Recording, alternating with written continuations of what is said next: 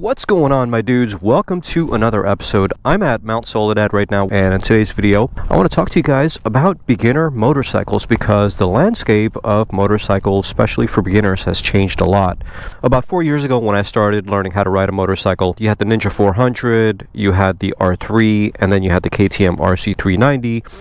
And then you also had like the comfortable versions of the RC390, like the upright one. I forgot what it's called right now. But anyway, let's throw the gloves on and get on out of here.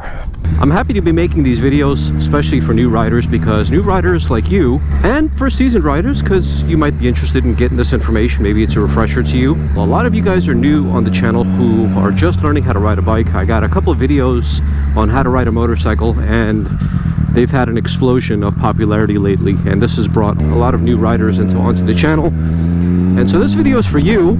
As far as the bikes are concerned, you got the RC390, which is one of my favorite bikes, and it's just recently been updated.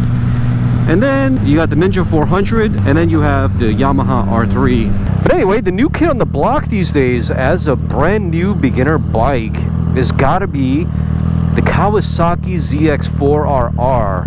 Now, I told you that the KTM RC390 is my favorite bike, but I think now the ZX4RR is my favorite bike as a beginner. So I've been riding for about 4 years now. I have about, 50 track days under my belt, probably about 30,000 road miles. Who knows how many track miles I have, etc. Not showing off here, but giving you guys some context, right?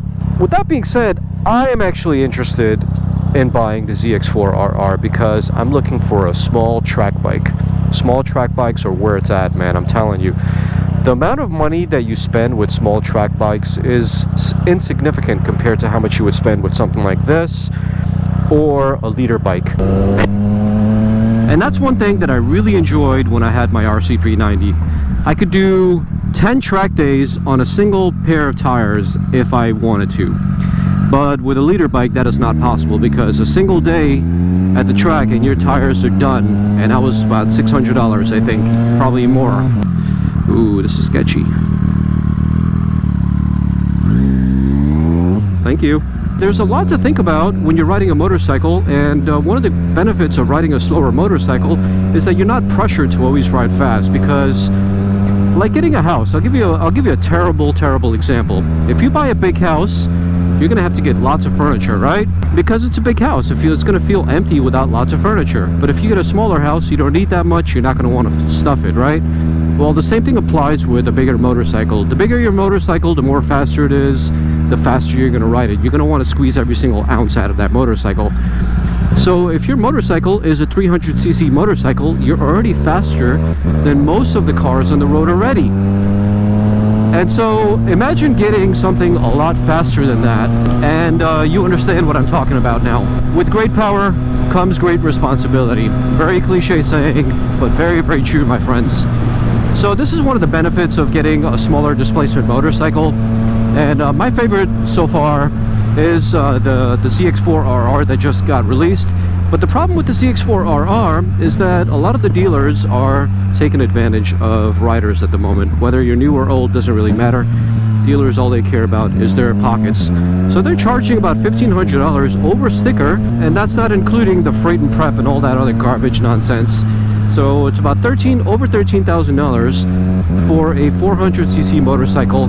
And I made a video about it, talking about this exact thing on my last episode. So if you want to get some more details about what I have to say about that, make sure to watch last week's episode. So that's the disadvantage of getting the 4RR. And the main advantage for getting the KTM RC390 or any of the other bikes I mentioned is, number one, they're already established in the marketplace, and there's plenty of them out there. And you can buy a used one and ride it for a couple months, get your bearings, and then, you know what, at that point, sell it for the exact same price that you bought it.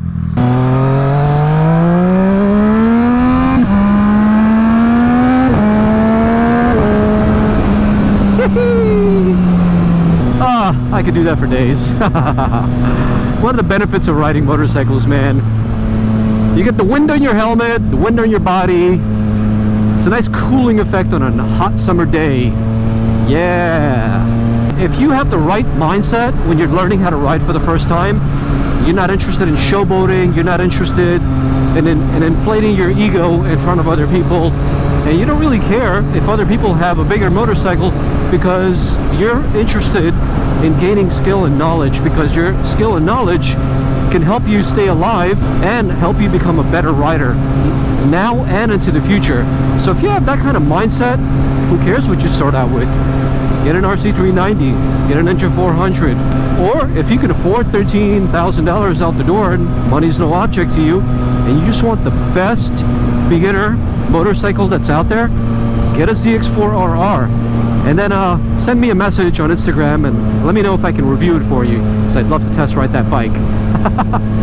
Oh man, that's an awesome bike. In the future I will own it, but if I was a brand new rider and knowing what I know now, I'd buy it anyway.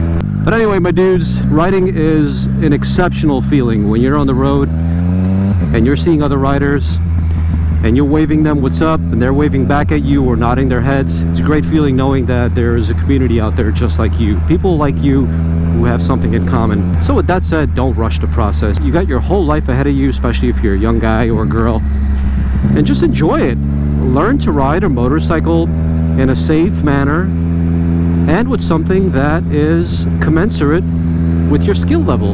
And if you're a beginner rider, start with a beginner bike. There's no shame in it. And don't think that you're wasting money, because you're not. You're gonna read crap online about people saying you're gonna get bored of the motorcycle, but ask them how many accidents have they ever had. Ask them how many track days have they ever done, and I bet you're gonna laugh at their answers.